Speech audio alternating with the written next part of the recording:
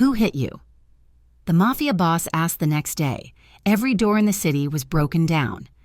The bottle of ibuprofen felt too small in my hand, the plastic rattling with only a few pills left. It was 3 a.m. on a Tuesday, and the 24-hour pharmacy on Rivergate was lit like an operating theater. The fluorescence hummed, buzzing under my skin, making the purple-yellow stain blooming under my left eye look worse than it was. It felt like a typographical error on my own face, a messy correction mark in violent ink that ruined the whole page. I'm Lila Navarro. I work the night shift at the Ashport Underground Archive, and I understand paper. Paper is clean. It holds the truth in neat, orderly lines. This mark on my face was chaos. I kept my head down, letting my dark hair fall forward as a curtain, my hand covering the side of my face as I pretended to read the ingredients. Outside, the October rain wasn't just falling, it was cutting.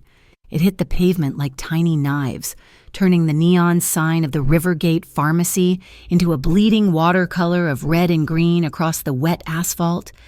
This was Ashport, a city of wet stone, rust and secrets, built on the bones of old industry. It's a city that drowns its sorrows in salt water and cheap whiskey, and tonight, it was weeping cold rain. I'm used to the quiet and the dark, the smell of old paper and climate-controlled dust. The world above ground, especially at this hour, always feels too loud, too bright, too violent. A car pulled up to the curb. I only noticed because it was silent. A gray sedan, the kind that costs more than my entire apartment building, the kind that glides instead of drives. It looked like a shadow detaching itself from the darker alleyways. It didn't belong here, not in this part of Rivergate, where the only things open were this pharmacy and the all-night diner that smelled of burnt coffee and desperation. The driver's door opened. A man stepped out. He wasn't dressed for the rain. He wore a tailored charcoal suit, a black shirt, no tie, the kind of suit that costs at least 5 figures, the kind that's cut to move. The rain didn't seem to dare touch him. He moved with a heavy, settled grace, the kind of absolute stillness in motion that comes from knowing exactly where you stand in the world and knowing that everyone else will move around you. This was Antonio Ruggieri. I didn't know his name then. Not for sure, but I knew his type. He was old Ashport, the kind of power that doesn't need a sign on the door or a name in the papers. He was seasoned, his face handsome in a way that had nothing to do with youth and everything to do with angles and shadows. His dark hair was slicked back, not by the rain, but by choice. His eyes found mine through the glass. They were dark, and they didn't just look at me. They looked into me. They were like a surgeon's scalpel, precise, assessing, looking for the sickness, the break. I froze, my hand still holding the ibuprofen. He crossed the sidewalk in 2 long strides, stopping just outside the automatic door, which hissed open for him, but he didn't enter. He just blocked the light. He looked at the bottle in my hand, then his gaze moved slowly, deliberately, up to my face. He studied the bruise. His expression didn't change, but the air around him went colder. His voice was low, a quiet rumble just loud enough for me to hear over the hiss of the rain and the buzz of the lights. "Who hit you?" My blood went cold, then hot with shame. You don't get asked questions like that in Ashport, not by strangers, and certainly not by men who look like him. You learn the script. The lie is your shield. It's the first line of defense. "I fell," I said. My voice was rough, sandpaper on wood, tripped on the curb coming in. A flicker of something impatience, maybe pity, maybe just disgust at the lie crossed his features. He didn't smile. He let out a slow breath, a small cloud in the cold air. He shook his head, a barely perceptible motion that said he knew. He knew I was lying, and he knew why. He reached into the inner pocket of his suit jacket. For a second, my heart stopped. But he didn't pull out a weapon. He pulled out a business card. It was thick, heavy, cream-colored stock. He didn't offer it to me.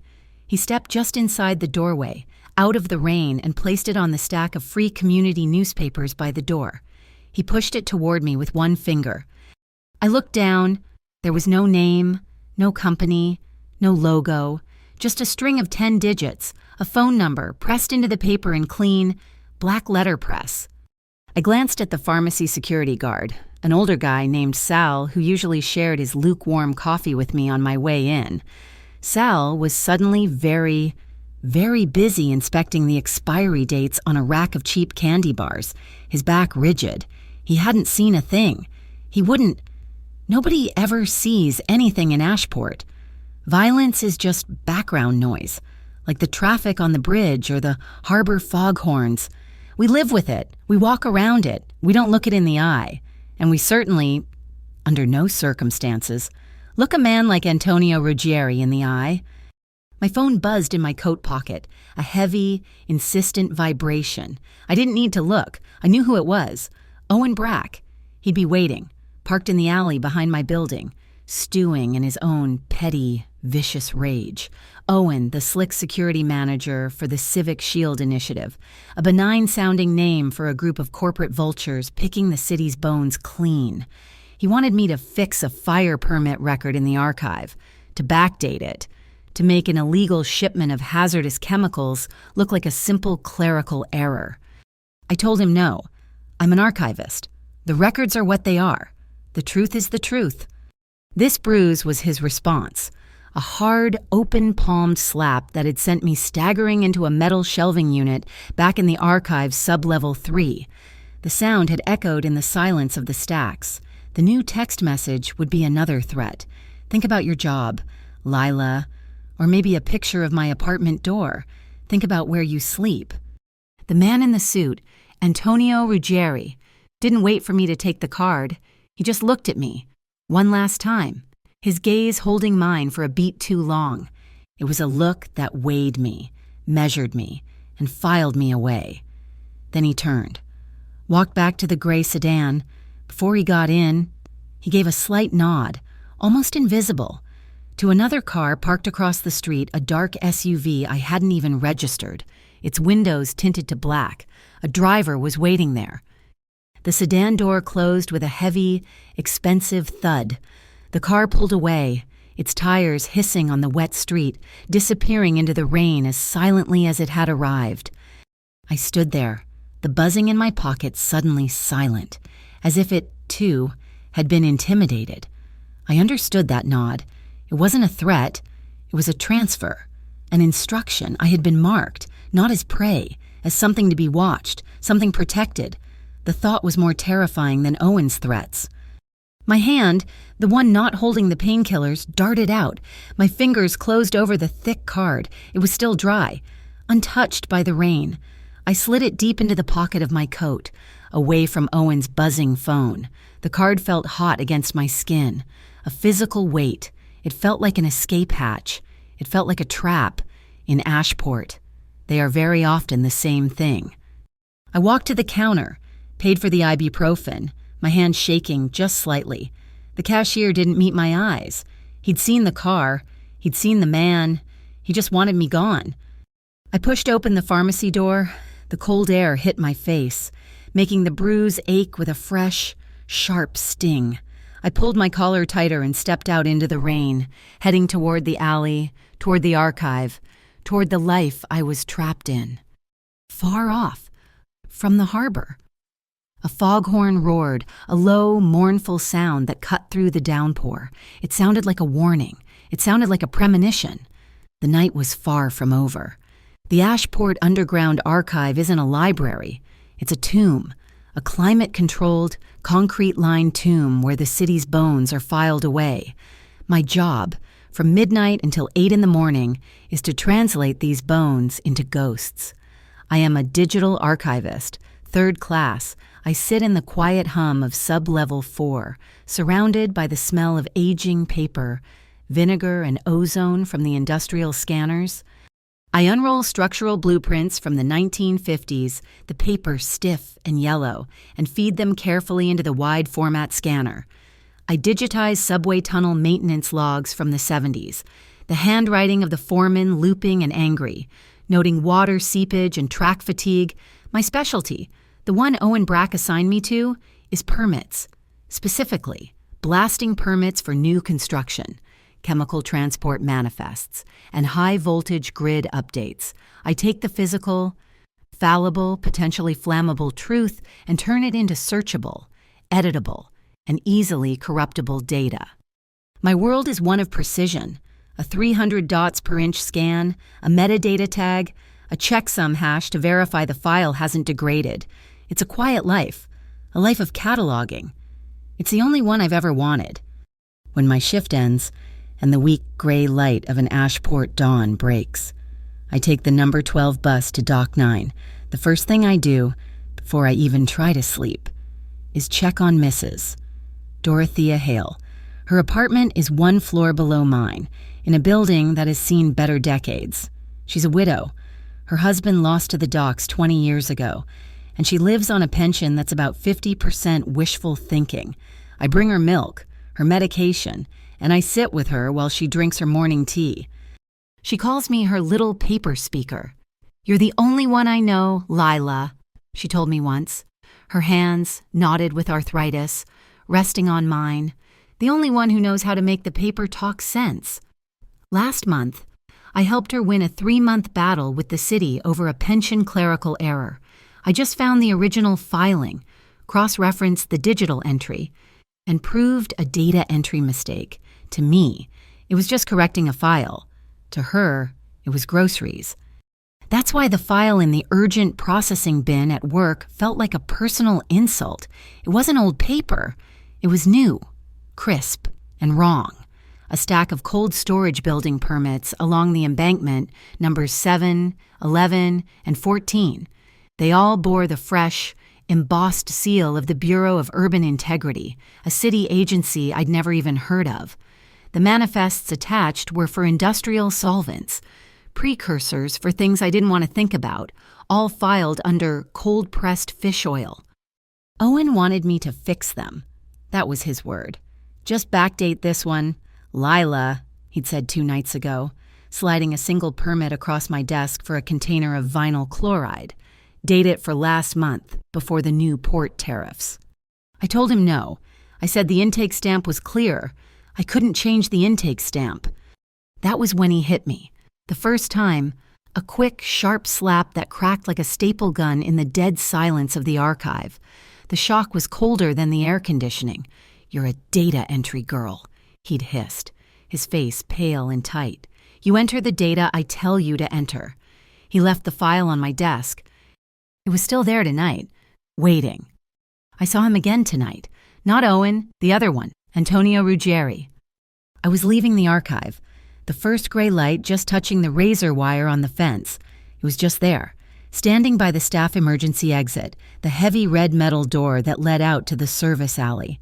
He was wearing the same dark suit, a different shirt. He wasn't looking at the building. He was looking at me. He didn't come closer. He didn't move. He just stood, hands in his pockets, and his eyes found mine across the 50 feet of cracked pavement.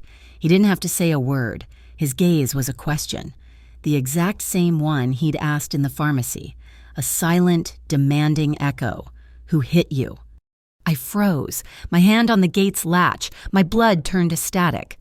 Owen was a bully with a mid-level management title and delusions of power. This man was power.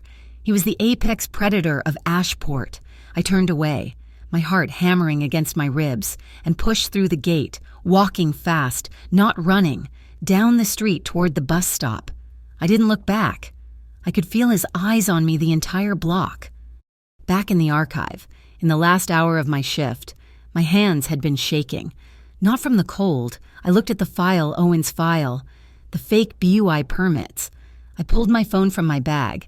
It's an old model, 5 years out of date. The screen cracked, but the camera works. My movements were automatic. The muscle memory of my profession. I laid the first permit flat on my scanner bed, not to scan it, but for the clean, even light. My left hand was trembling, a slight, irritating tremor, but my right hand, the one I trained, the one I use for fine point pens and archival tape, was rock steady. It's the strange thing about me. My grandfather taught me calligraphy. He said a steady hand comes from a steady mind. My mind was screaming, but my hand was quiet. I took the pictures, one of the fake seal, one of the signature. one of the shipping manifest, one of the backdated file Owen wanted me to process. I photographed all 8 pages. I opened a new email on my phone, attached the images, and sent it to an email address I'd created years ago, a digital lockbox. Then I put the email into my drafts folder. Not sent, not yet, just safe. There are rumors in Ashport.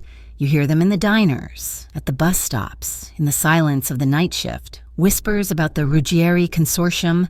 They aren't a company. They're a parallel government, the old kind, built on loyalty and fear. They own the unions, the fish market, the private sanitation, but the rumors, the ones the old women in Dock 9 tell, always have one common thread. The consortium has laws, unwritten, but absolute. And the first law, the one that's never, ever broken, is that no one under Ruggieri's protection touches women. No one touches the elderly. It's bad for business. It's bad for the soul. It made the bruise on my face feel even more wrong. Owen didn't operate by any laws at all. I've always had a dream. It's a quiet dream, small and heavy, like a block of lead type. I want to open a print shop, a letterpress studio. I'd call it Navarro Letterpress. A place where I can make things that are true, where the ink sinks into thick, cotton paper, and you can feel the impression, the weight of the words, a place where I can fix the things that are broken, not by deleting them, but by making something new and beautiful to stand against them, a place where paper tells the truth because I told it to. When I got to Dorothea's this morning, she must have seen the shadow in my eyes, the way I flinched when she reached to hand me her teacup. She didn't ask about the bruise. She's from Dock 9. She knows better than to ask. Instead, she shuffled over to her overflowing junk drawer and pulled out a single, old, ornate iron key. "This was my cousin's," she said, pressing it into my palm. Her skin was like dry paper. "He was the caretaker. 40 years ago, up at the Calder Observatory. I knew the place, a long-forgotten, brass-domed building on the highest hill overlooking the harbor, abandoned since the city built the new planetarium. There's an attic apartment," once she said, her voice a soft conspiracy. "Just a room, but the door is strong. No one's been up there in years. The view as well. It's the whole city. You can see everything from there. Lila, no one can sneak up on you when you can see everything." I looked at the key. It was an escape. It was a vantage point. I made the decision before I even finished my tea. I would move my things tonight, just a few clothes, my grandfather's calligraphy pens, and my laptop.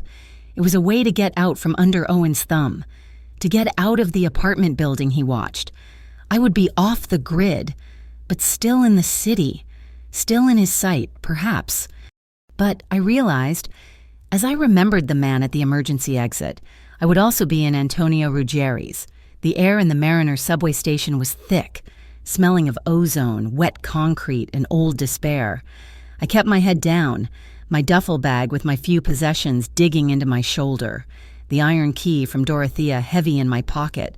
I was almost out, almost to the street, almost to the hill. Then, shadows detached themselves from the tiled wall. Owen. He wasn't in his usual slick manager's suit. He was wearing a black windbreaker. Just like the 2 blunt-faced men flanking him, they formed a wall in front of the turnstiles. My exit. My breath hitched. My stomach turned to ice. Going somewhere. Lila. Owen's voice was a low hiss, trying for casual but vibrating with rage. He was shorter than his 2 goons, but his malice made him seem taller. "You've been a busy girl. Ignoring my texts, leaving work early."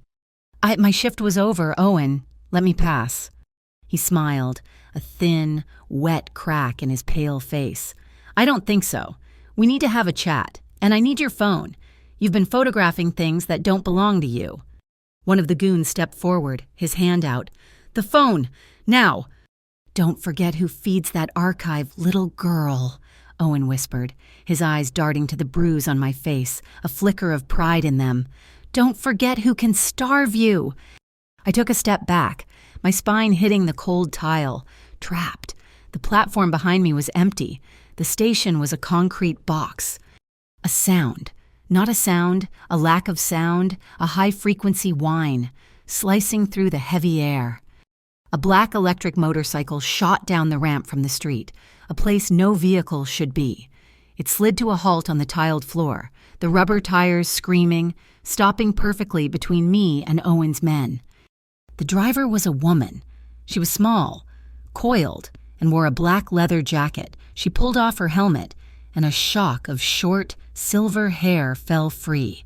She looked at me, her eyes the color of a winter sky.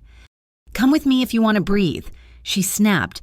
Her voice was sharp, all edges. Owen lunged, his hand grabbing for my bag. "Bitch, you're not going anywhere." The silver-haired woman kicked out, not at Owen, but at the bike's pedal. A kickstand? No, she flicked something on her handlebars. My mind couldn't process it. "Go," she yelled. I didn't think. I scrambled. I threw my leg over the back of the bike, my bag slamming against her back. I grabbed her waist. Her jacket was cold and stiff. Owen's goons were on us. The woman, Yara Quell, twisted the throttle. The bike didn't roar. It shot forward, a silent black arrow. We blasted past the turnstiles, the metal bar clipping my knee, sending a jolt of pain up my leg. We were up the ramp and onto the street in 2 seconds. The city lights a sudden, blinding smear. Rain was falling again. We skidded onto the main road. A horn blared, but Yara didn't slow. I looked back. Owen and his men were piling into a black sedan parked at the curb. They were right behind us. We were not escaping. Yara took a hard right, then a left, cutting into an alley so narrow I had to pull my knees in. Brick walls blurred past. The alley opened up onto a service area. All loading docks and overflowing dumpsters. A dead end. No, not a dead end. A set of concrete stairs led up the side of a building, an old fire escape that led to nowhere, wreathed in steam from a laundry vent. He was standing there, Antonio Ruggieri. He was standing on the 4th step, hands in his pockets, the steam swirling around his suit like he had materialized from smoke. He watched us skid to a stop. Yara Quell cut the engine. The sudden silence was deafening, broken only by my ragged breathing and the distant shout of Owen's men turning into the alley. Antonio's eyes were not on Yara, they were on me. He walked down the steps, his expensive leather shoes silent on the wet concrete.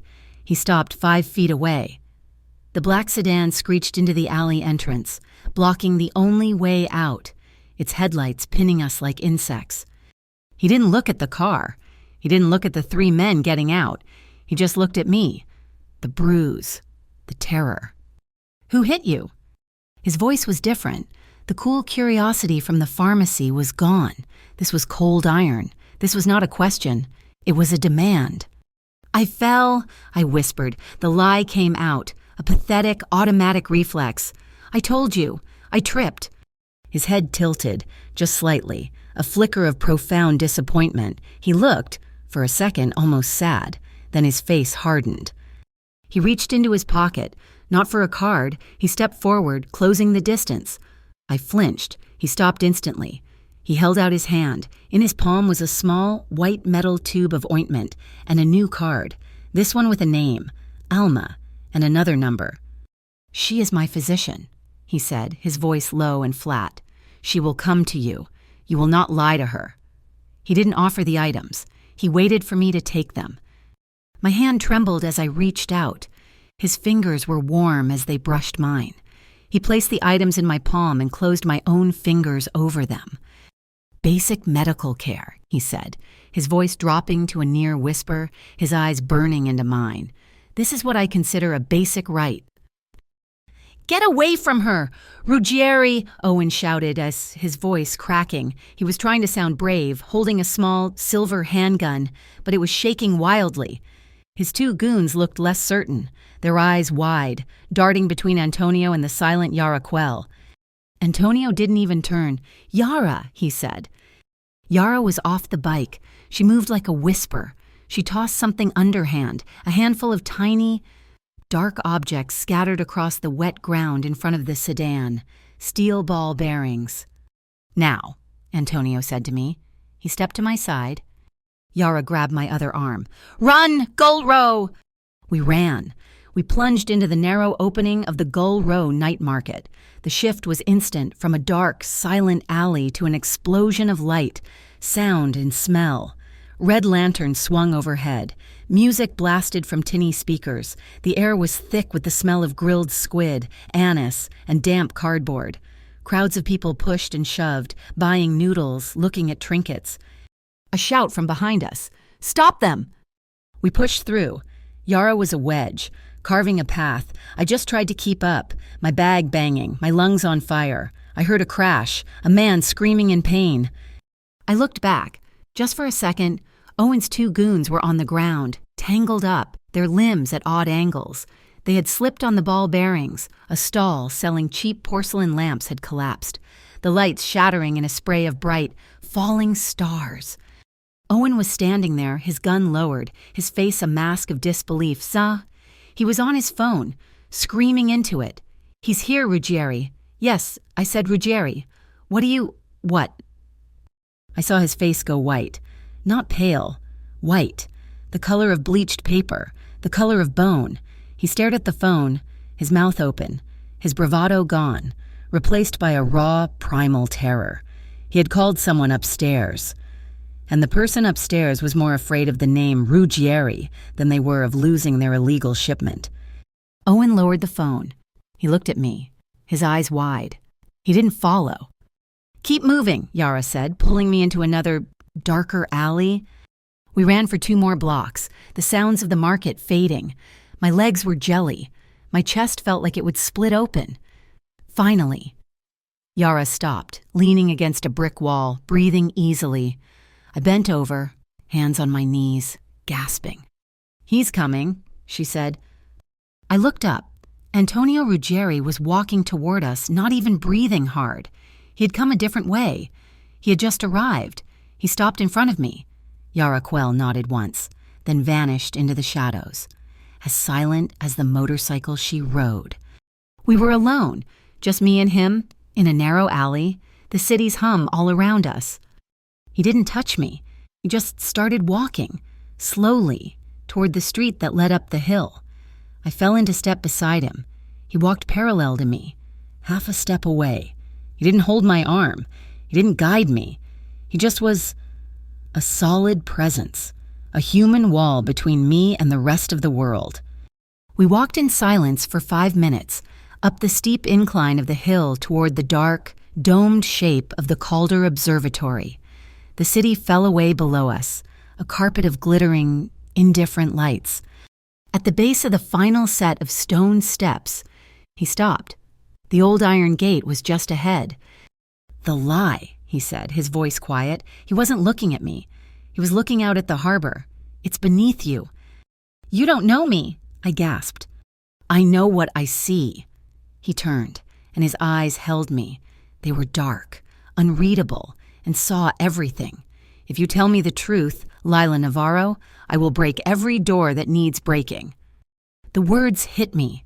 Every door. I thought of the archive, the heavy steel doors of the sublevels, the locked file cabinets, Owen's office, the Bureau of Urban Integrity, the cold storage warehouses. I swallowed. The name was on my tongue. Owen Brack, a small name for such a large, ugly network. I swallowed it back down. To say it was to hand him a weapon. To say it was to admit I couldn't fight for myself. To say it was to let him into my world. And I knew, instinctively, that once he was in, he would never leave. But I also knew he was right. I looked at the key in my hand, then at him. I couldn't say the name, but I could do this. I nodded. It was a small movement, just a dip of my chin, but it was enough. The truth could wait for another night. This, for now, was a start, an agreement. He watched me for a long moment, then he nodded back, a gesture of grim acceptance. He gestured to the gate. I was safe, for now. The old iron key felt cold and heavy in my hand. It scraped in the lock, a sound of rust and disuse. The heavy oak door groaned open. Complaining about being woken up, I stepped inside, and my duffel bag slid from my shoulder to the floor. The Calder Observatory was a circle of shadows, dust and starlight.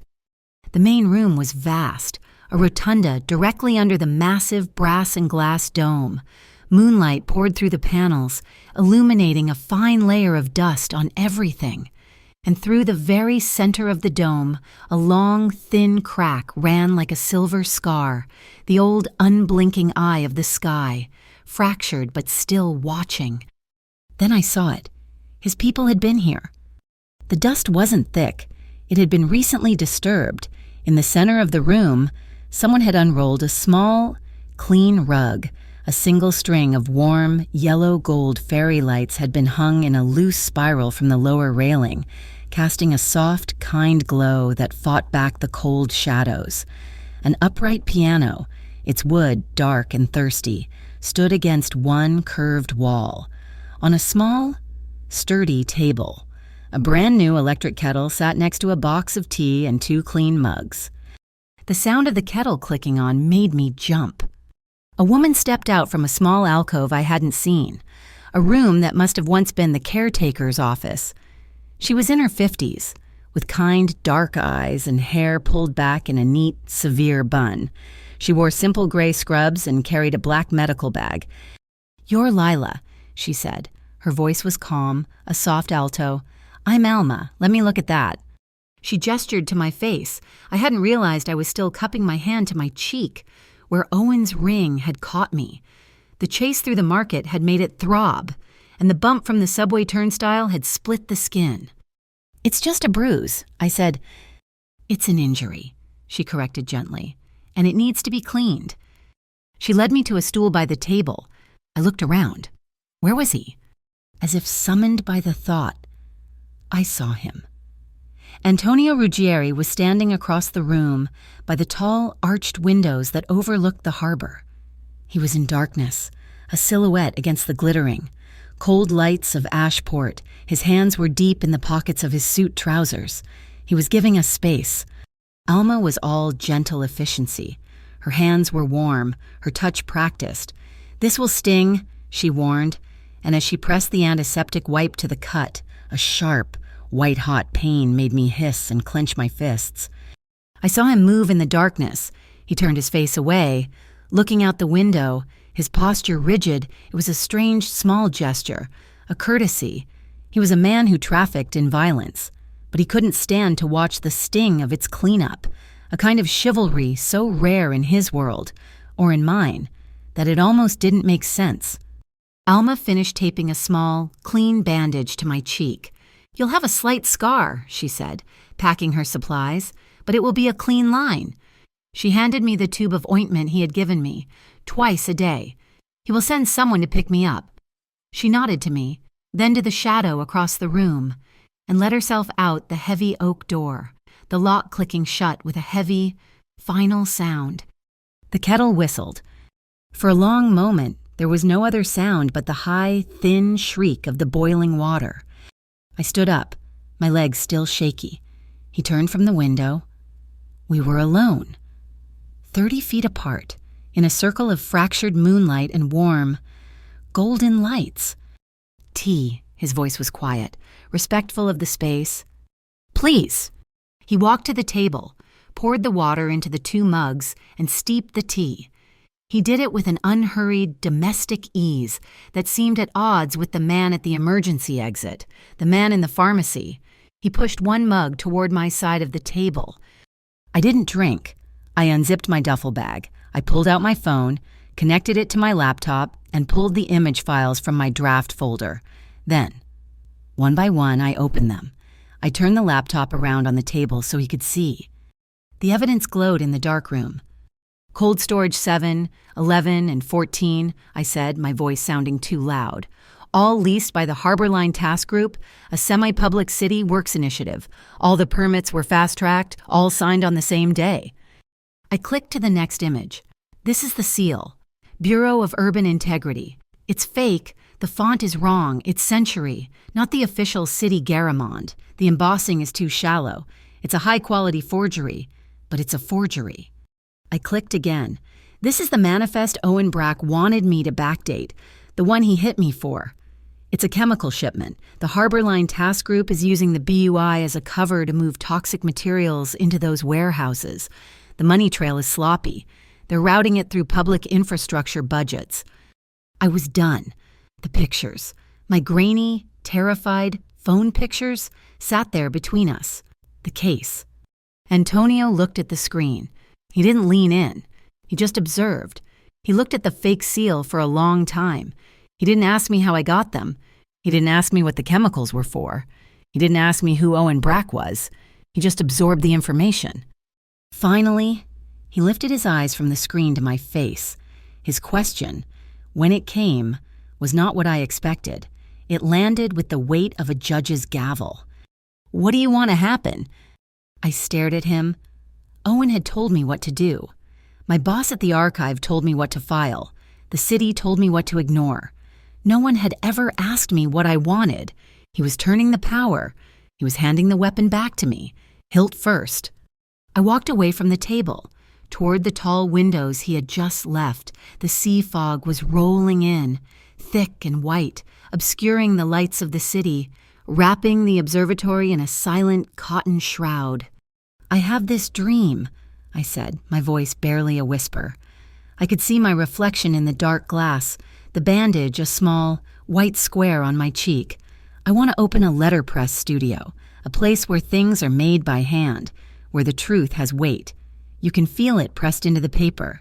Navarro Letterpress. He came to stand beside me, not close, but sharing the window. "The old dam district," he said, his voice just as quiet. "That's where I grew up. Before we learned to read books, we learned to read the wind coming off the reservoir. You could smell the iron in it. You knew when the storms were coming, not by the sky, but by the pressure." We stood there for a minute, two people from different, broken parts of Ashport, a woman who believed in the truth of paper and a man who believed in the truth of the wind. My phone buzzed on the table.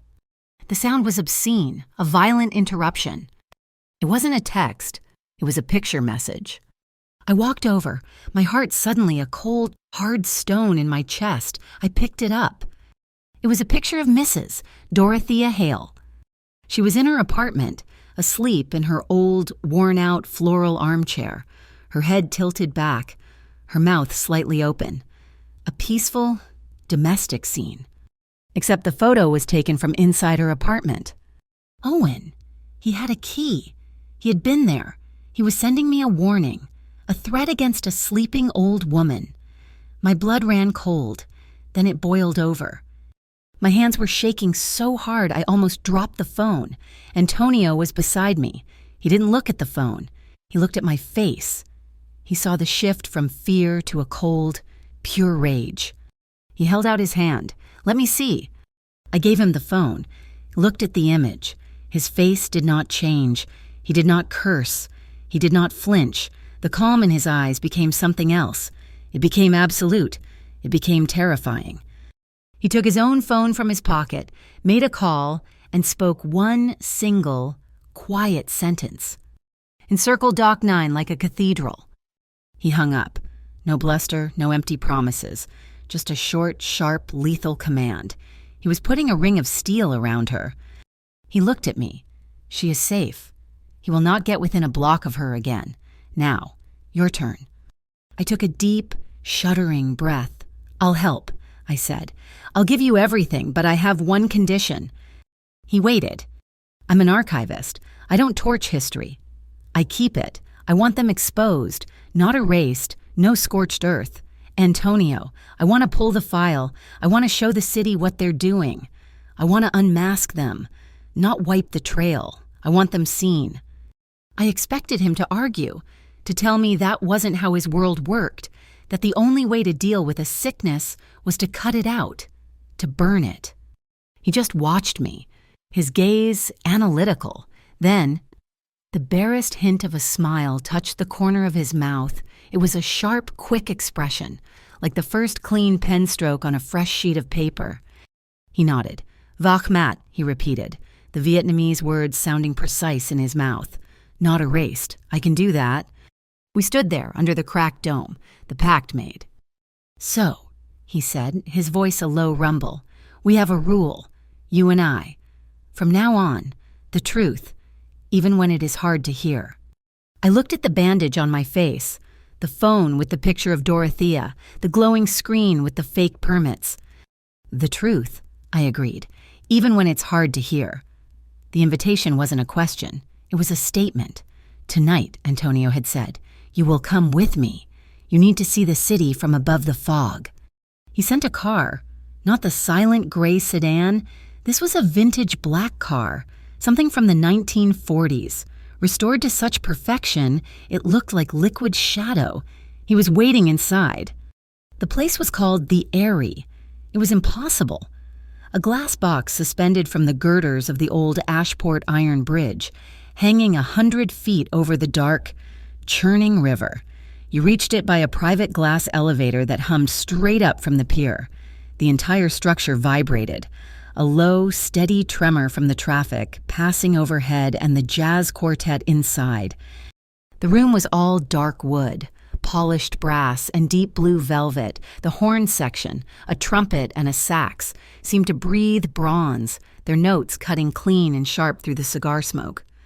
I wore the only nice thing I owned, a simple black dress with a square-cut neck that I'd bought at a thrift store and tailored myself. It was 3 years old. Alma's ointment had worked. The cut was a thin, pink line, and the bruise had faded to a pale, sallow yellow, easily hidden with a touch of makeup. I felt like a page of cheap newsprint bound in a leather book. Antonio, in a suit so dark it was almost black, was the book. He placed a hand on the small of my back to guide me to a table. His touch was light, just a point of contact, but it burned through the thin fabric. The room was full of Ashport's elite politicians, old money, men with faces as hard as currency. Their eyes slid over me, dismissing me in a fraction of a second. Just another girl. Then their eyes found Antonio, who stood behind my chair. The room corrected its posture. Conversations didn't stop, but the volume dipped.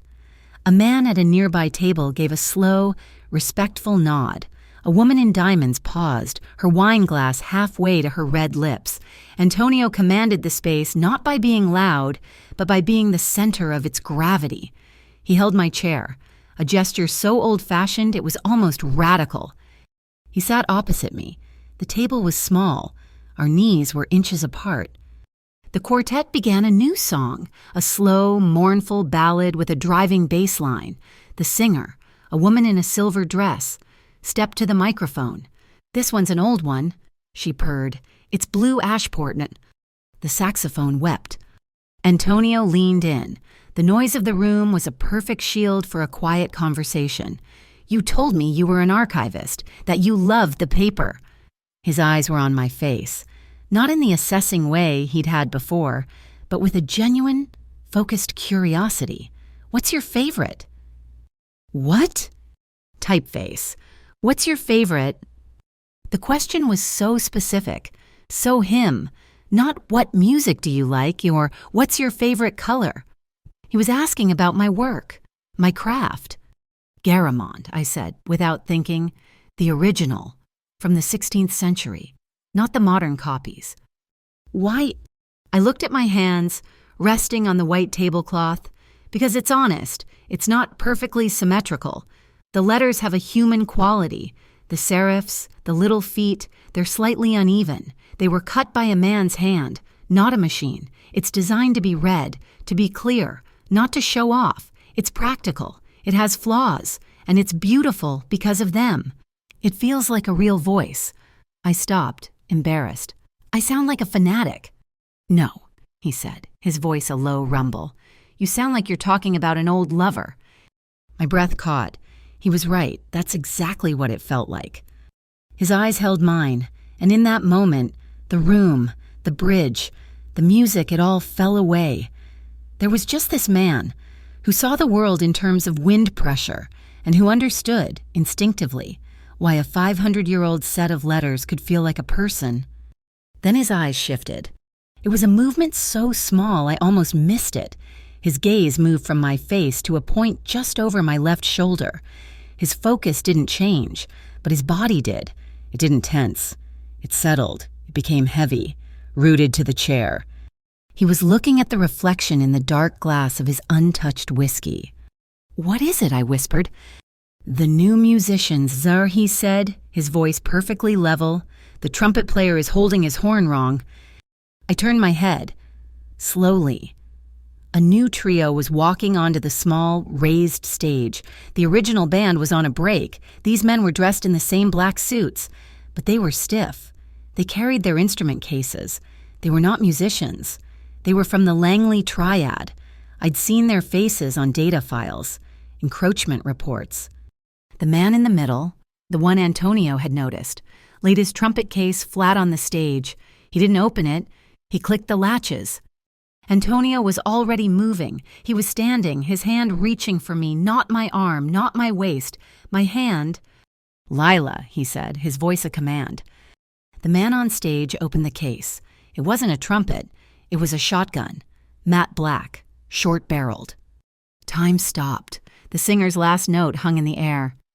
I didn't scream. I didn't freeze. My mind, the archivist's mind, clicked through facts. Posh establishment, iron bridge, high fire code compliance, mandatory systems.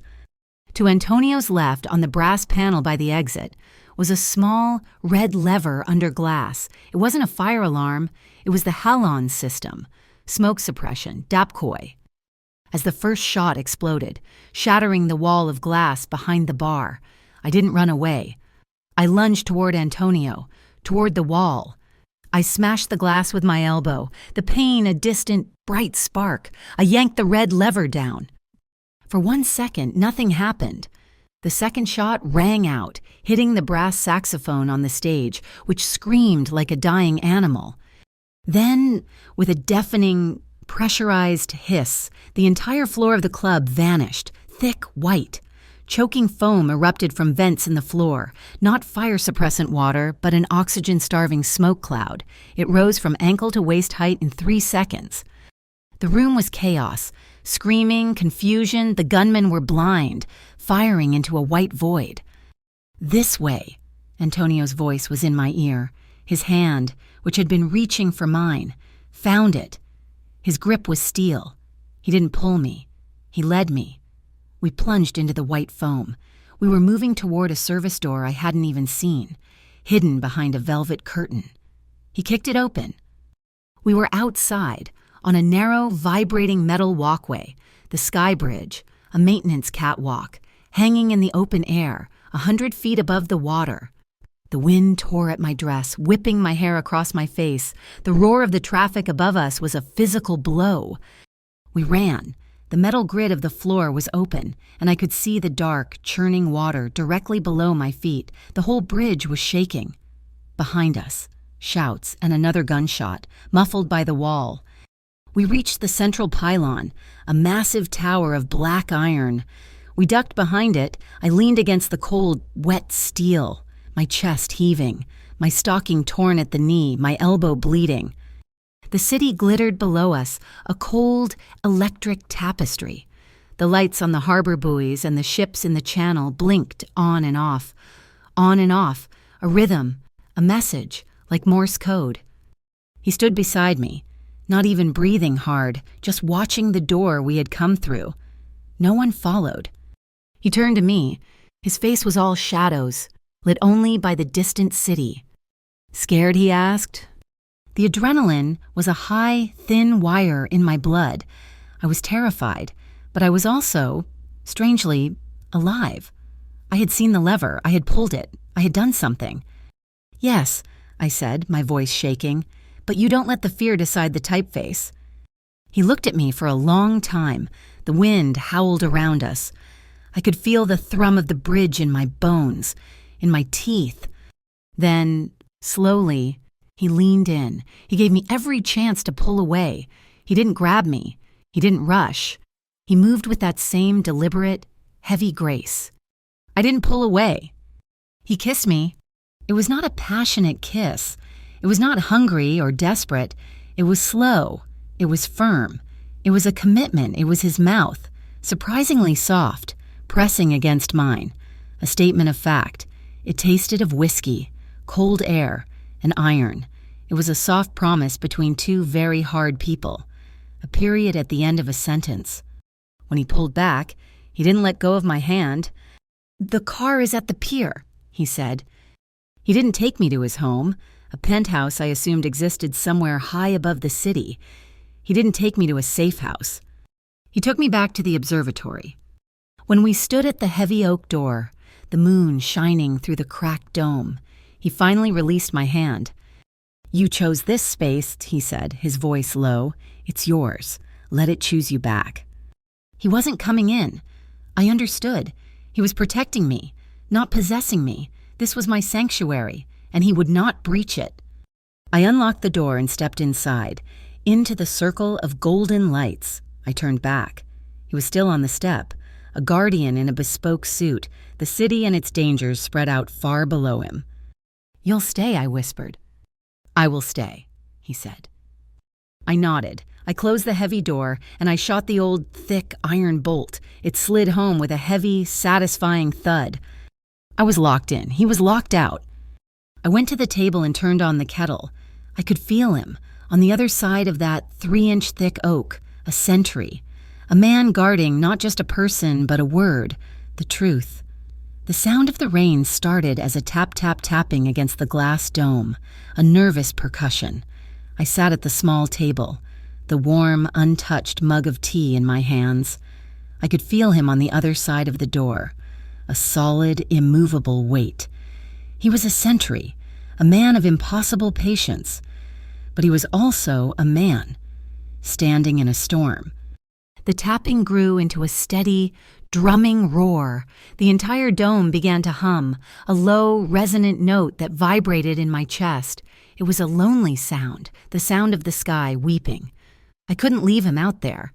He had walked through a firefight for me. He had stood on a vibrating sky bridge. He had respected the sanctity of my door. I stood up. I walked across the room, my stockinged feet silent on the rug.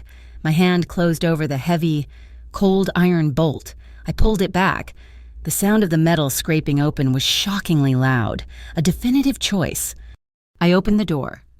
He was there, exactly as I had left him, a silhouette against the gray, churning mist. His dark hair was slick with rain, his suit jacket soaked at the shoulders. He wasn't looking at the city anymore. He was looking at the door, as if he had been waiting for the exact moment I would open it. He stepped inside, bringing the storm with him, the clean, sharp scent of cold air, wet wool, and something ancient like damp wood. He didn't move further into the room. He just stood on the threshold, letting the rain drip from his coat onto the stone floor. He was waiting for my permission. "You're a free man, Antonio," I whispered, my voice sounding small against the storm. "You are free to leave."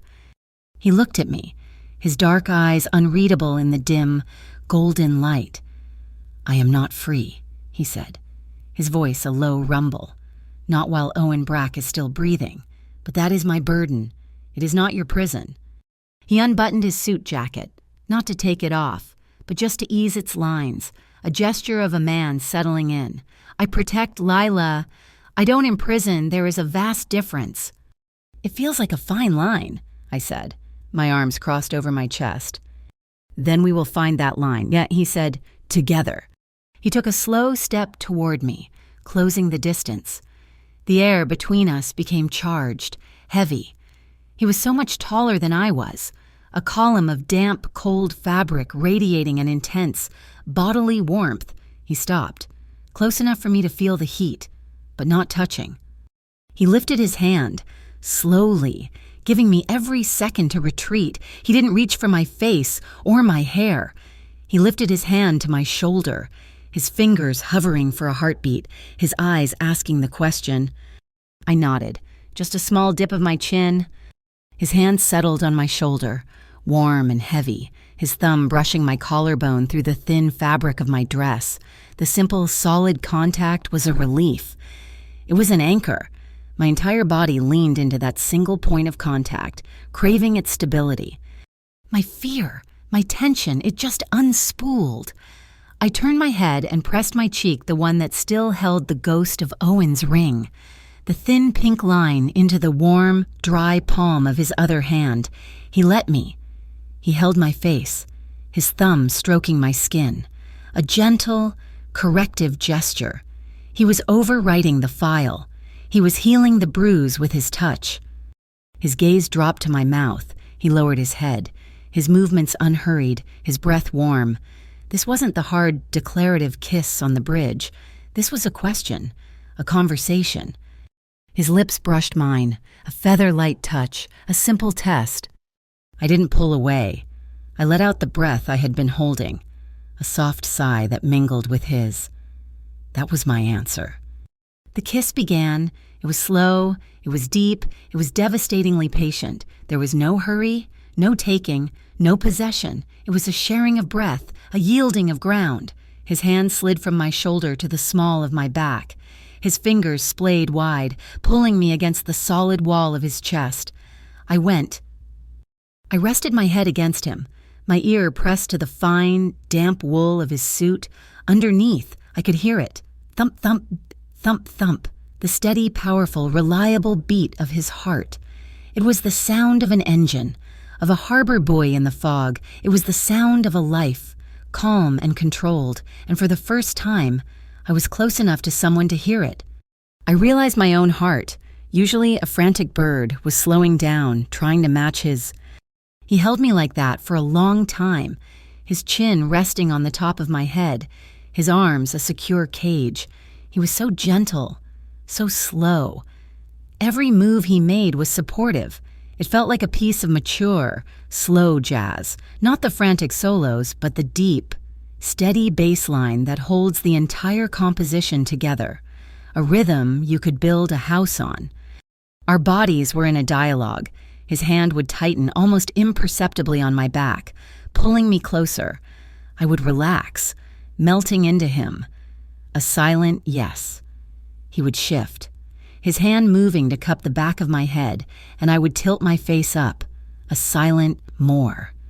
It was a waltz of trust, here in the dark, with the storm for music, a pull closer, an easing back to look at each other, a small, shared smile of confirmation, and then a continuation. I don't know how many hours passed, wrapped in his arms, the rain a steady drumbeat on the glass above us. Eventually, we were on the rug, lying side by side, still fully dressed. His suit jacket was off, folded neatly on the floor. His shoes were by the door. My head was on his arm, and we were just looking up. We watched the rain trace paths down the fractured dome, the golden lights reflecting in the wet glass. "Between doors," I said, my voice soft in the quiet room. "What was that?" His voice was a sleepy rumble, vibrating through his arm into my ear. "The name for my print shop?" I said. "I've been thinking. Navarro Letterpress is too plain. I like Between Doors, because that's where the truth is. It's not in the locked room, and it's not in the public square. It's in the space in between, the threshold, the place where you decide to enter or leave." He was quiet for a long moment. "It's good," he said finally. "It's yours." He paused, his fingers finding mine in the space between us, lacing them together. I was thinking, second light press. I turned my head to look at him. His face was relaxed in the soft light. "Why?" "Because you're an archivist," he said.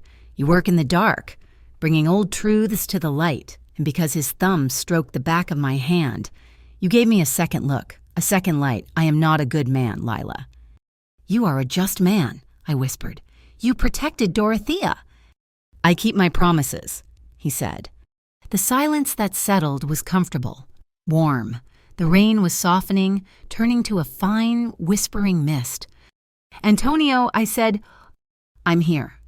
Don't break those doors for me, not unless you absolutely have to." He turned his head on the rug, his dark eyes finding mine. "I told you, I will only break the doors that lock justice away. Promise me, expose them. Don't just erase them." "I promise," he said. The rain was just a murmur now. The golden lights were soft. The observatory felt like a ship, a safe, warm bubble floating above a cold, dark ocean. I felt the exhaustion of the last 2 days, the chase, the fear, the adrenaline, all finally settle over me like a heavy, warm blanket. My eyelids grew heavy. He didn't let go of my hand. I drifted, falling into the first real, safe sleep I'd had in years. I felt him shift, felt him drape his discarded, dry suit jacket over me. I was warm. I was safe. A vibration. A harsh, angry, buzzing sound sliced through the peace. My eyes snapped open. The room was dark. The rain had stopped. Dawn was just a cold, gray rumor at the edge of the windows. The sound came again. My phone on the table. Its screen lit up, a harsh blue-white square of light in the darkness. I sat up, the jacket falling away. Antonio was already on his feet, all sleep gone, his body instantly tensed for violence. I walked to the table. I picked up the phone. I looked at the screen. My blood didn't run cold. It evaporated. It turned to ice and acid. It was a picture of Dorothea. She was in her apartment, in her floral armchair, but she wasn't sleeping. Her eyes were wide, white with terror. Her mouth was sealed with a wide, brutal strip of silver duct tape. Her frail, spotted hands were bound to the arms of the chair with thick, black zip ties. It was a new photo, a response, a declaration of war. Owen had broken into the cathedral. My breath was gone. The phone in my hand was a block of ice, and the image on the screen was a snapshot from hell. Dorothea, bound, gagged, terrified. Antonio's reaction was silent, but it was the most violent thing I had ever seen. The warmth from the night, the gentleness, the slow jazz, it all evaporated. The man who stood before me now was a different being. His stillness was absolute, his face a mask of cold, controlled fury. He was a weapon a single thought away from being fired. He took the phone from my shaking hand. He looked at the picture for exactly 1 second. Then he made a call. "He's at cold storage 11. I want a perimeter. I want him in a box. Alive." His voice was flat, lethal. Before he could finish the call, his other phone, a burner, buzzed. A text from Yara. He read it, and his jaw tightened. "Wait," he said into the first phone. "Hold." He hung up. "What is it?" I whispered. "They're faster than I thought," he said. He handed me the burner phone. It was a link to the Ashport City News website, a special report that had been posted just 10 minutes ago. Bureau of Urban Integrity Investigative Report. Archive employee linked to Ruggieri Consortium in data tampering scandal. My own face stared back at me, a grainy security photo from the archive entrance. The story was a masterpiece of fiction, a complete inversion of the truth. It painted me as a disgruntled employee, taking bribes from Antonio Ruggieri to falsify public records. It claimed the files on the Harborline Task Group were the originals and that my stolen data was a fabrication, a digital forgery I had created. Owen's fake permits were now the official truth. They had used their fake agency to legitimize their own crime and frame me for exposing it. My stomach heaved. They're discrediting the evidence before I can even use it. "It's smart," Antonio said, the words cutting. "They've flipped the narrative. Now, when I go in for the old woman, I'm not a rescuer. I'm a mafia boss silencing a witness and retrieving his accomplice." As if on cue, my own phone rang. A video call. The name on the screen made my blood freeze. Owen Brack. I looked at Antonio. He nodded. Answer. I pressed the icon. Owen's pale, smug face filled the screen. He was in a car, the image grainy. "Good morning, Lila. Did you see my present? I do hope Dorothea is comfortable." "You bastard," I whispered, my voice shaking with rage. "Let her go." "Oh, I will. In a heartbeat, she's a sweet old lady, but she's in a very, very cold place." The video feed switched. It was Dorothea, exactly as she was in the picture, bound to the chair. She was in a vast, dark warehouse, her breath pluming in the air. She was shivering, the terror in her eyes absolute. "This is cold storage 11, Owen's voiceover said. The freezer units are running at about 20%, but I can make them run at 100%. Hypothermia is a quiet way to go. The feed switched back to his face. Or, you can prevent all that. You're an archivist. You know the protocols. I want the archive's central backup ledger, the entire hard drive, the real one. Not your stolen copies. I want the original. Bring it to Charging Dock 3 at the old Navy Yard. Be there at 11 p.m. Come alone if I see him. He nodded, as if he knew Antonio was watching. If I see so much as one of his men, the old woman becomes a history exhibit. The line went dead. I looked at Antonio. The mask was back, his face unreadable. I am going in, he stated. It wasn't a plan. It was a fact. I will have her in an hour. No, I grabbed his arm, my nails digging into the fine wool of his shirt. Antonio, wait, think if you go in empty-handed? What does that prove? It confirms everything they're saying. You'll be the thug.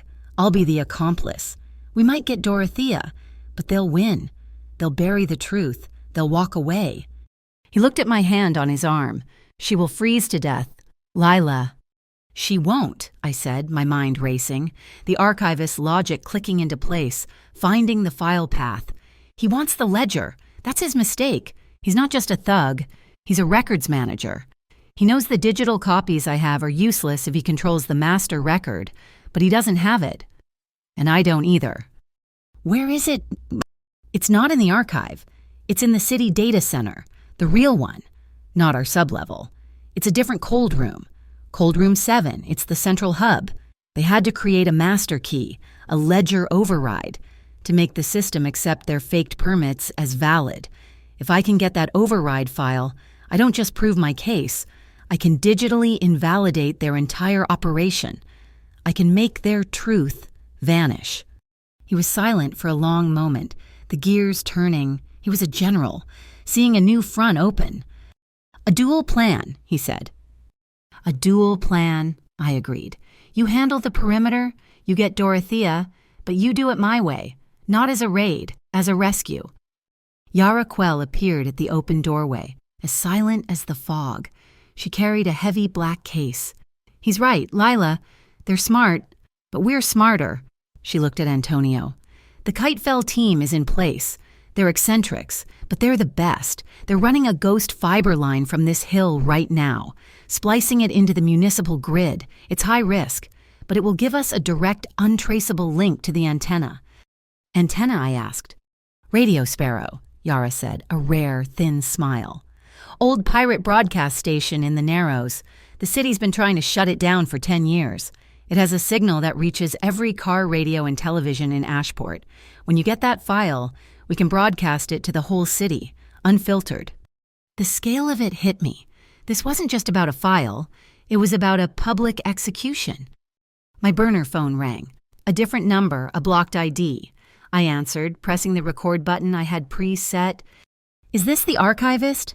The voice was thin, reedy, and digitally distorted. Yes. Who is this? I'm a compliance officer at Harborline. The man sounded terrified.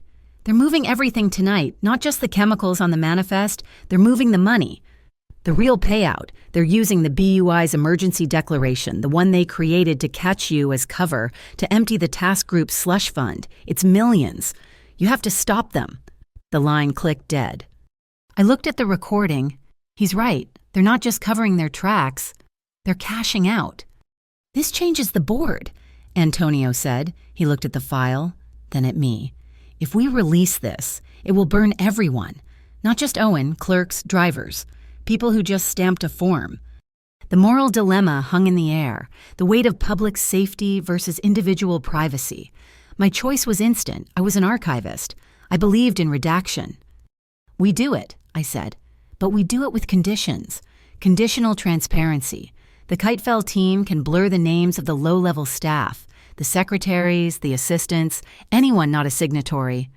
But Owen, his superiors, the BUI officials, the ones who signed the checks, we show their names, we show their faces, we show their bank transfers, we burn the guilty, and we protect the innocent. Antonio nodded, a grim smile of approval. He turned to Yara. "It's time. Send the signal. Door by door." "Door by door," she confirmed, her eyes bright.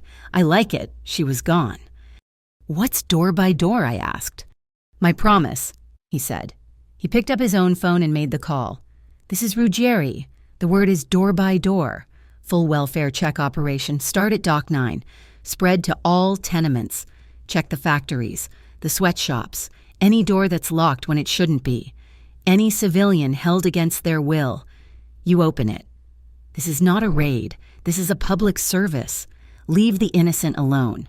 Find anyone who needs help. Move." He hung up. While Owen and the BUI were painting him as a monster, he was activating his entire network to rescue the city's forgotten. A counter-narrative written in action, not in ink. He turned to me. The weight of the day, of the life in my hands, settled on me. He saw it.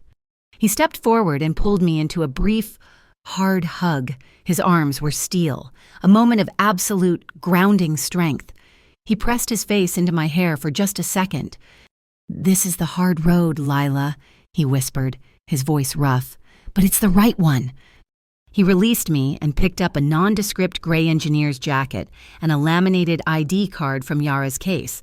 The ID had my picture, taken from a distance, and a new name. "Yara will get you into the sublevels of Cold Room 7, he said. "The Kitefell team will be your eyes. Get the file. I will get Dorothea." I looked at the clock on the wall. It was 4:05 in the morning. Owen wanted the drive by 2300. We had less than 19 hours to open every door that mattered. The gray engineer's jacket was stiff, the plastic hard hat ridiculously large. The ID card Yara had given me was a perfect forgery, naming me as a third-party HVAC inspector. I swiped it at the service entrance for Cold Room 7, the city data center. The lock buzzed green. "You have 20 minutes, Max," Yara's voice crackled in my earpiece. A tiny, skin-colored bud. "After that, the system's nightly integrity check will flag the door. The Kitefell team is looping the camera feeds, but they can't stop the server logs." I pushed the heavy, insulated door open. The cold hit me like a physical blow. A solid wall of air so dry and frigid it stole the breath from my lungs. This wasn't the archive's gentle chill. This was a hostile, technological cold, designed to keep machines alive, not people. The room was a canyon of towering black server racks, their blinking green and blue lights the only illumination, their combined hum a single, deafening electronic monotone. I was not a hacker. I was an archivist, and this was not a hack. This was a filing problem. "I'm heading to the K aisle," I whispered, my voice sounding thin in the roar. I moved past racks labeled for transit, for payroll, for the Water Commission. I knew the city's filing system. I knew their backup protocols. While I was descending into the city's digital heart, Antonio's promise was unfolding on the surface. The door-by-door operation was not a raid. It was an audit, conducted by men in dark work coats. They moved through Dock 9 not as a gang, but as a municipal force, quiet and efficient. They didn't kick doors down. They popped locks, using slim jims and tension wrenches, a quiet click and snick. At apartment 3B, they found Mr. Kowalski, 82 years old, locked in by his own landlord over a missed rent payment. They cut the padlock and carried him out. In the basement of a garment factory on 9th Street, they found 12 women from the night shift, locked in and forced to work a 36-hour run. The foreman's door was opened, and he was quietly removed. In the back of a bodega, a young man was zip-tied to a pipe. One by one, the locked doors of Ashport were being opened, the ones no one ever checked, the ones that held the city's forgotten. The slogan from the news report was being made real, but its meaning was being inverted. Every door in Thessaly was broken down, but they were being broken down to let people out, not to drag them in. At Cold Storage 11, Yara Quell was on the roof, securing the perimeter. A shadow moved near the ventilation housing, a man in black, one of the Langley Triad gunmen from the jazz club. He raised a suppressed pistol. Yara didn't hesitate. She ran straight at him. He fired. The shot a quiet foot. Chipping the concrete at her feet, she tackled him, and they both tumbled through the open door of the industrial freight elevator, crashing onto the metal grid floor. He was bigger, stronger. He scrambled to his feet, raising the gun. The elevator was a cage, 30 feet deep. Yara on her back, kicked out, not at him, but at the control panel by the door. Her heel shattered the plastic emergency stop button. The magnetic brakes on the elevator disengaged. The floor dropped out from under them. It wasn't a free fall, but a gut-wrenching emergency lurch, a drop of 10 feet before the safety governors caught. For 1/10 of a second, they were both weightless. The gunman, caught standing, was thrown off balance, his arms flailing. Yara, already on the floor, used the momentum. She coiled and sprang, driving her shoulder into his knees, buckling him. He crashed against the steel wall, his head cracking against a support beam. The gun clattered to the floor. Yara scooped it up as the elevator continued its slow, grinding emergency descent. She checked his pulse. He was alive. She disabled the threat. I found it. Aisle K. The hum of the servers was a physical weight. My fingers were numb, my lips stiff. K22, K23. It was a standard archival shelf, just like in my own archive, holding physical backup media, my knowledge, my world. Yara, I'm at the shelf, I whispered. Where is it? Kitefell says the checksum file is physically isolated. Look for the disguise. I scanned the shelf. Tapes, data cartridges, binders. And then I saw it, a single, gray, cardboard banker's box with a label printed in plain, boring Arial. Office supplies, forms, Rec 088B. It was the most boring thing on the shelf. It was the perfect disguise. I pulled the box down. It was light, inside. Beneath stacks of triplicate requisition forms was a single, silver hard drive module, the Ledger Override. I have it, I said, my heart hammering against my ribs so hard I thought it would stall. Get the key. Yara's voice was tight. The key's in the typeface. I looked around. On the same shelf. Another box. This one was different, black, elegant, with a designer label. The Bodoni Collection. Rare archival typefaces. I opened it. Inside, nestled in black velvet, was not a set of metal type. It was a single, custom-made USB drive, shaped like a calligrapher's pen. The master key. A piece of technical art, hidden as a piece of classical art. I slotted the override drive into my laptop, then plugged in the USB key. A prompt appeared. Sign ledger. My fingers flew. I wasn't just copying the data. I was using the master key to countersign my own digital evidence, validating it with the city's own secret signature.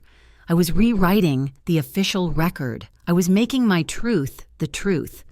A progress bar, 5%. Be-un, be-un, be-un. A sound that didn't belong. An alarm, not the building alarm. The server rack itself. A physical breach alarm. Be-un, be-un. Red lights began to flash on the rack, strobing, reflecting off the metal. Lila, they triggered a silent alarm, Yara yelled in my ear. The login, it wasn't the door. Someone else is in the system. Get out. 75%. I heard a heavy thud from the end of the aisle. A security guard. 90%. Get out, now he's coming. 100% signature verified. I ripped the drive and the key out. I shoved the small silver drive down the back of my jacket, the cold metal burning my skin. I kept the key in my fist. I ran. The guard shouted. I ducked under a row of cables, my hard hat falling off. The aisle was a blur of flashing red lights, pulsing like a printer error. The hum of the servers, a rising scream. I slammed my hand on the door release bar and burst out into the concrete service hallway, back into the warm, wet air of the city's tunnels. At the same time, across town, Antonio's team was in position at Cold Storage 11. They had thermal readings, 3 guards in a small, heated office, and 1 heat signature, low and weak, in the freezer. Dorothea. We go, Antonio said. But they didn't go in with guns. They went to the building's exterior CO2 condenser units. They didn't break the door. They rerouted the pipes. The guards in the office heard a hiss. The ventilation, which had been pumping in warm air, suddenly blasted a thick, white, choking cloud of carbon dioxide into the room. What the? They were choking in seconds. The gas was cold, heavy, and stole the oxygen from the air. They couldn't breathe. They stumbled from the office, gagging, their hands at their throats, collapsing onto the loading dock. Antonio's men, wearing gas masks, were on them in an instant, disarming them, binding them. Antonio himself, mask on, went in. He walked you through the office, into the main freezer. The air was a frozen fog. He found her, Dorothea, slumped in the chair, blue and shivering, but alive. He cut the zip ties. He gently ripped the tape from her mouth. He lifted her frail, light body into his arms, wrapping her in his own heavy wool coat. He hit the comms button. Package is secure. She's alive. The feed was patched through to me. I was in the back of Yara's speeding van, sirens wailing in the distance, my heart still trying to escape my chest. I heard his voice, and then I heard hers. A weak, thin, reedy sound. She was lisping, her mouth numb from the tape. She was muttering a prayer, a fragment of a hymn. I heard her. I heard Dorothea's voice, alive. I put my head in my hands, the USB key still clutched in my fist, and I laughed. I was crying, great, shuddering, silent sobs of relief, but I was laughing. We hit a bump, and I was thrown against the wall of the van. "We're at the station," Yara said. "Radio Sparrow is yours. Tell the city its story. Lila." I plugged the drive into the broadcast console. The Kitefell team had already worked their magic, redacting the low-level names, highlighting the guilty. I hit the broadcast key. Across Ashport, on every radio, on every television, the signal glitched. The morning news vanished, replaced by my data. The city heard no voice. It just saw the truth. It saw the flowchart of money, moving from the Harbor Line Task Group to shell companies. It saw the perfect high-resolution scan of the fake Bureau of Urban Integrity seal, next to the scan of the real one. It saw Owen Brack's signature. It saw his internal call logs, his texts to the BUI director. It saw the chemical manifests he had tried to bury. The city, for the first time, was reading its own secret history, written by me. A new text came to Antonio's phone, from an unknown number. "He's gone. Brack wasn't in the warehouse. He was never there. He's in the wind." The curtain had been pulled back, but the main actor had just escaped the stage. The broadcast from Radio Sparrow was a digital earthquake. The city was waking up. Its collective phone screens and car radios flooded with the raw, undeniable data of its own corruption. But Owen Brack was a ghost. Yara had tracked him, not through tech, but through a string of terrified calls he'd made to low-level Harbor Line employees. He was cornered. He had run to the one place he thought he had leverage. We arrived at the Northcutt Sea Dam as the first light tore the sky from black to a cold, bruised gray. The dam was a monument of concrete, a brutalist wall holding the angry. Gray ocean back from the low-lying houses of the old dam district, Antonio's district. The wind was a physical thing, a knife edge of salt and industrial iron. And there he was. Owen Brack wasn't the slick manager anymore. He was a terrified, rain-soaked animal, standing on the central catwalk next to a yellow metal cabinet, the dam's manual floodgate controls. The gun in his hand was steady, but it wasn't aimed at us. It was pressed to the glass panel of the control box. "That's far enough. Ruggieri," he shrieked, his voice thin and torn by the wind. "I know you're there. I see your men on the gantry. One more step and I open the valves, I'll purge the whole system. I'll drown every house in the old dam district just to watch something wash clean." I saw Antonio freeze, 50 yards away. Yara, prone on an upper strut, didn't move her rifle. This was the checkmate, a suicidal move that would murder thousands. Antonio couldn't counter it. "He's bluffing," Yara's voice whispered in my earpiece. "The pressure would fight him. I can take the shot." "No," Antonio's voice was clipped. "The panel, a stray bullet, a short circuit, he could trigger it by dying. Stand down, all of you." He couldn't move, but I could. I wasn't a gunman. I was the accomplice. I was the archivist. I stepped out from behind a concrete piling, my hands raised. "Owen!" I shouted, the wind ripping the name from my mouth. "It's me, it's Lila." He flinched, the gun wavering, then snapping to me, "Lila, you ruined me, you ruined everything." I walked forward slowly, my boots heavy on the metal walkway. "This isn't your file to delete, Owen," I said, my voice carrying, cold and sharp. "These are lives. This isn't a misplaced invoice." "Shut up, you know nothing." "I know everything," I said, but stopping 10 feet from him. I could see the wild, white terror in his eyes. He was a man who had lost the thread. "I am an archivist. Owen, I keep the past to save the future. You're standing there, threatening to burn both, all because you got caught." "You think I'm the one who burns?" He laughed, a high, cracking, hysterical sound. "You think this was my idea? I'm a link, I'm a middle manager. You think I wanted to move that much vinyl chloride? You think I wanted to put my name on those manifests?" "Then who, Owen who, gave the order?" "The people who own the orders," he screamed, spittle flying from his lips. "The people who own the BUI Vice Director Marrow. Marrow. That's the name he built the whole thing. The Bureau of Urban Integrity isn't a city agency, you stupid girl. It is a private corporation with a public seal, a protection racket he built to approve his own shipments and launder the money. I was just managing the paperwork. The final file, the architect of the fake seal. Marrow." Antonio's voice came from my left. He had moved like smoke, his own gun in his hand, but pointed at the deck, a posture of negotiation, not aggression.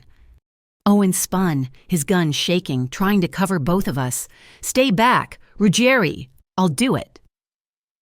"He's right, Owen," Antonio said, his voice a calm, reasonable blade in the chaos. "Marrow set you up. The broadcast this morning, it burned you. Not him. Your name is on the digital transfers. Your signature is on the files. He's clean.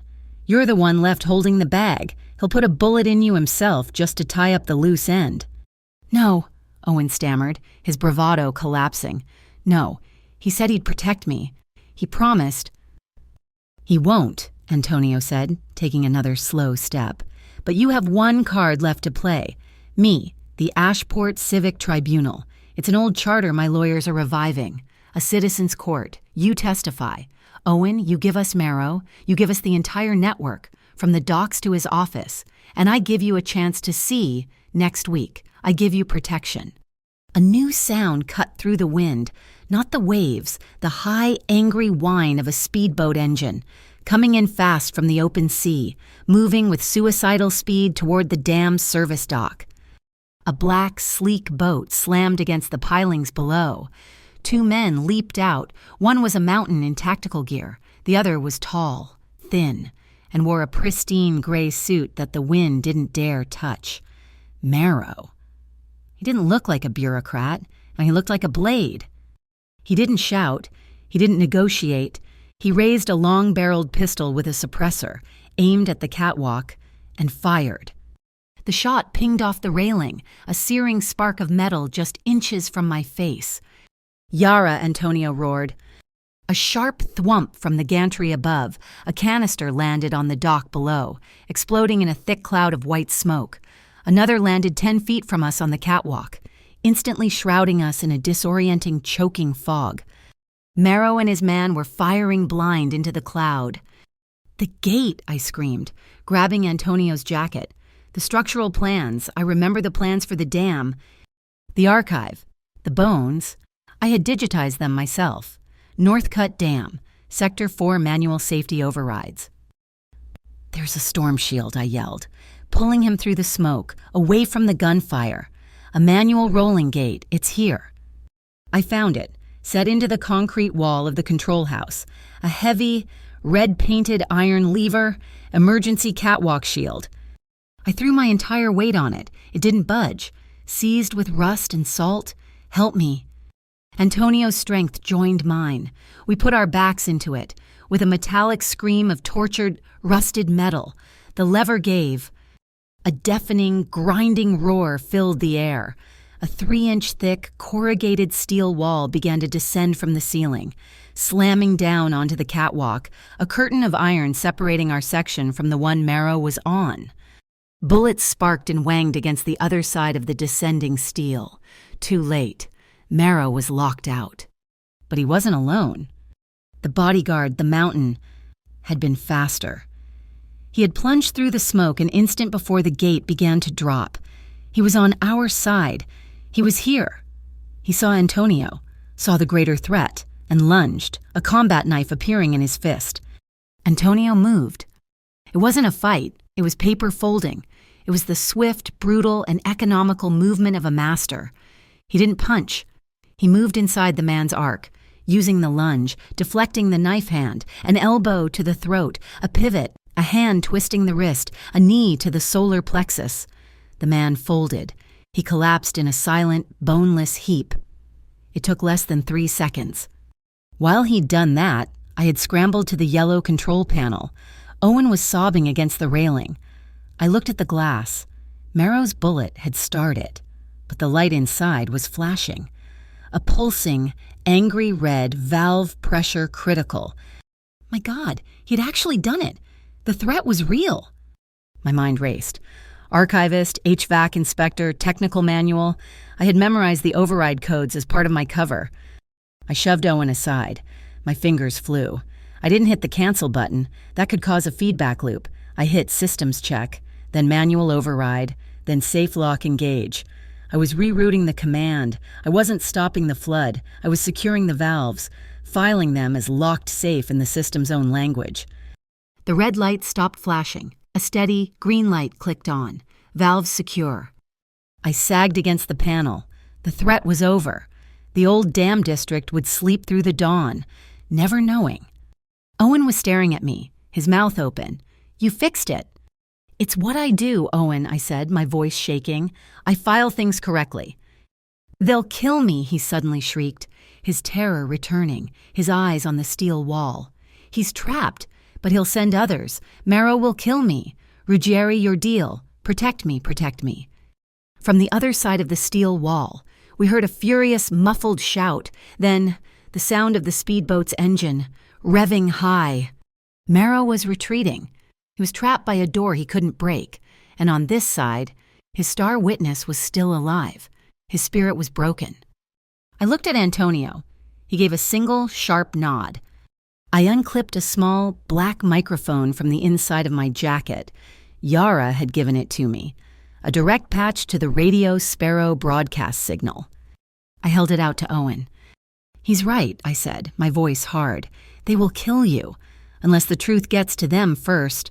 You want protection. Here it is. Tell the city. Tell them Marrow's name. Tell them everything. Now. Owen stared at the microphone, his eyes wide. He grabbed it. He put it to his lips. My name, he stammered, his voice cracking. My name is Owen Brack, and Vice Director Marrow, he made me do it. He made me do it all. The final locked door, the one marked Justice.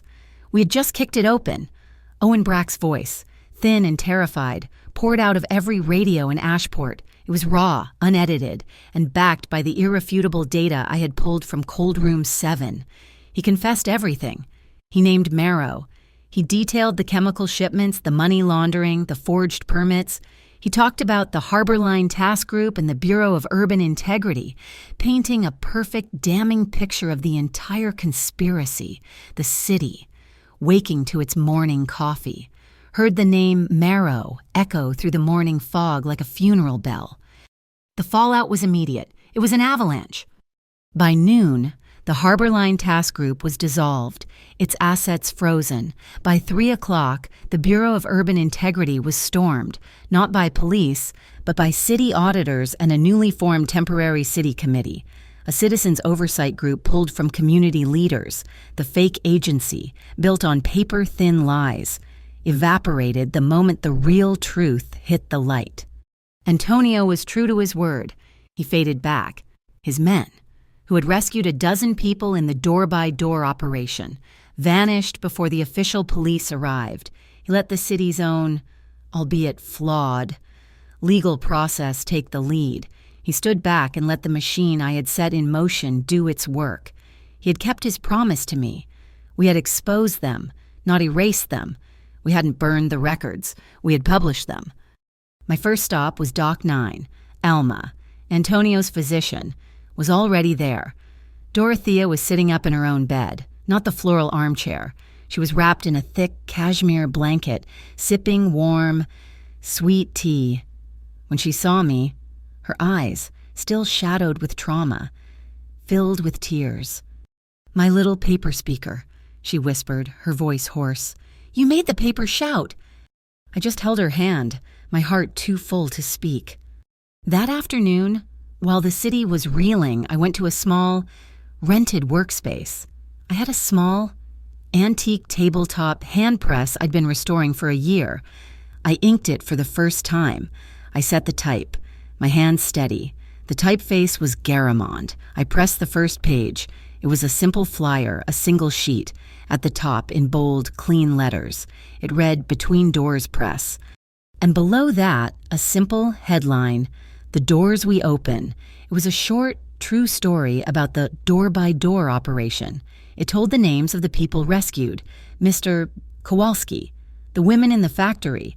It was the other half of the story, the human half, the part that wasn't about data, but about people. I left a stack of them at the Dock 9 Community Center. The final piece of the knot was still loose. Marrow. My phone rang. It was Antonio. His voice was calm. "He's trying to run. He's at the South Quay, trying to board a container ship." "Are you going to stop him?" "My men have," he said. "They've just closed a door on him. A 20-ton shipping container has been accidentally misplaced, blocking his escape route. He's trapped on the pier. The Port Authority police are on their way. But they're 5 minutes out. He's mine for these 5 minutes." I heard the unspoken question. He was giving me the final command, the power. I could tell him to end it, to deliver the justice his world understood, to erase the man who had ordered Owen to hit me, who had terrorized Dorothea. I looked at the hand press, the fresh, clean ink on my fingers, the smell of paper and truth. "Bring him ashore, Antonio," I said, my voice clear and steady. "Put him on the dock, in the light. Let the committee handle the rest." I heard him let out a long, slow breath. It wasn't relief, it was approval. "As you wish," he said. The knot was untied, not with a bullet, with procedure, with the truth, the choice I had made from the very beginning. The afternoon paper said it all. The headline was huge, splashed across the front page. "Who hit you? The Mafia boss asked the next day." Every door in the city was broken down. But the article, the one written under that sensationalist title, wasn't about a mafia war. It was about my story. It was about the data I had broadcast. It was about the door-by-door operation, the rescue of Mr. Kowalski. It was about the doors of locked-in laborers, the doors of illegal cold storage units, and the final, public confession of Owen Brack. The story had been reframed. The doors were not acts of violence. They were acts of liberation. That evening, I was at the observatory, packing my few things. I was ready to go back to my apartment, back to my life. The heavy oak door opened. Antonio stood there. He wasn't in a suit. He was wearing dark trousers, a simple black shirt, and his wool coat. He looked softer. He wasn't carrying flowers or champagne. He was carrying a single, new, brass key. He held it out to me. "I have something for you," he said. "It's a small place, on Stonewick Street. The light is good in the mornings."